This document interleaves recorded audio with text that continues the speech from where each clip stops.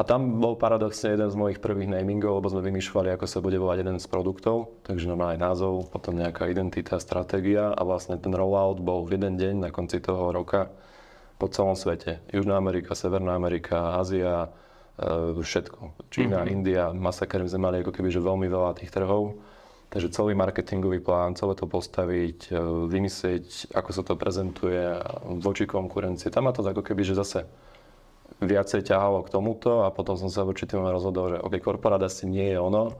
Plus som nechcel žiť ako expat niekde v zahraničí, vrátil som sa sem a s tým, že som ako keby hľadal cestu k tomu nejakému biznisu, ktorý je kreatívny a ťahal ma to najviac tomu brandingu. Stretol som sa už ani neviem ani ako s Rudom a s Mišom a s Mírkou, čo sú vlastne partneri a spoluzakladateľia Go Big Name a zvyšok je asi história.